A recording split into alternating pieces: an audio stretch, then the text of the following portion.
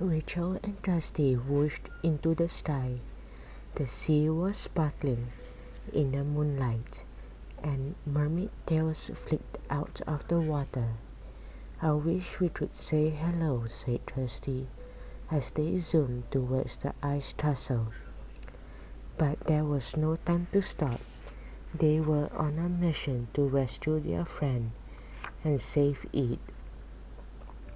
Soon the dream-coated walls of Jack Frost's castle rose up ahead of them. "Something is shining on top of the castle," said Rachel, feeling confused. What could it be? There were more than 20 tiny sparkles on the battlements. "They look like far-off fairy lights," said Trusty. "But they cannot be. Jack Frost would not decorate his home anything so pretty." They were closer now, and they could see the silhouettes of goblins on the castle walls. The sparkles were coming from their eyes. "Oh my goodness," cried Rachel. "They are binoculars, not fairy lights, and they are all pointing at us." The goblins started to yell and jump up and down. Rachel and Trusty paused and hovered in the air. The goblins stepped back and made way for a tall, spiky silhouette. "I cannot see his face," said Trusty, "but that is Jack Frost, and he knows we are here."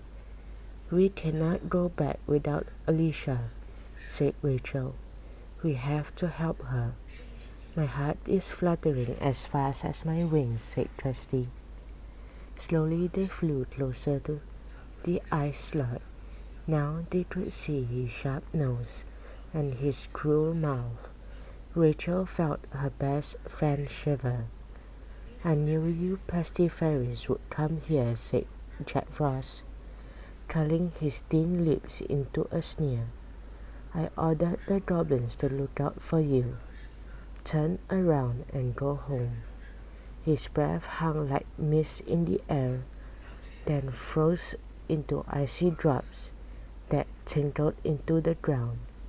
"Not without Elisha and the little lamb," Rachel called out, trying to sound brave. "That lamb is mine," Jack Frost snarled, folding his arms. "I just have to make it obey me. Then I will turn Frost Day into the only festival worth celebrating. I will have a feast of amazing food and make all the fairies jealous." "Please think about other people," said Trusty, clasping her hands together. "This is such a special time for Muslims everywhere.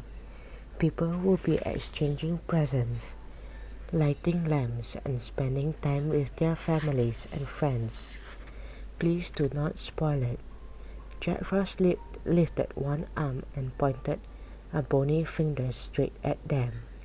"I do not care about Eid or any of your other silly festivals," he hissed. "I told those pesky fairies to make me a festival, and they should have obeyed me. Whatever happens is all their fault." The goblins squawked with laughter. "That told you. Clear off, you flappy little fairies." "Where is Elisha?" Rachel asked. Jack Frost gave a mean laugh. "Let us say that her magic has been put on ice," he said. "She is my prisoner until she tells me how to work the little lamp." Sure thing. "And now it is time for you to go." He flicked his wand, and there was a flash of blue lightning. Whomp! Something flung Rachel and Trusty sideways. "Oh, help!" cried Trusty as they tumbled head over heels away from the castle. "I cannot stop," Rachel squealed. They spun and whirled through the cold night air.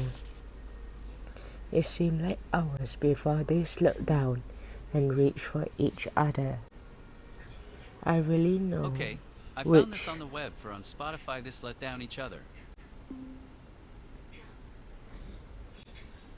I hardly know which way is up, said Kirsty with a groan.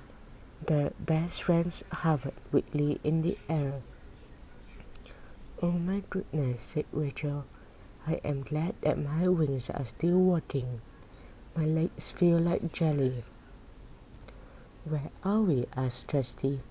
My head is still spinning. Rachel looked down and saw flickering lights inside a crowd of little huts below.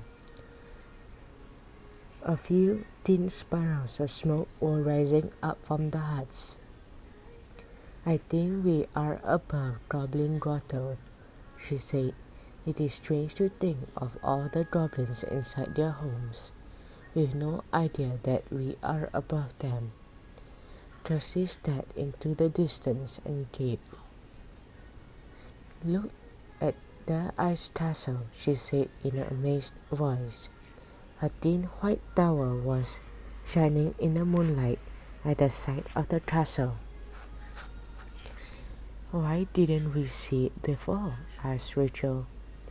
We couldn't see it from the front, said Kirsty, but from here it is easy to spot.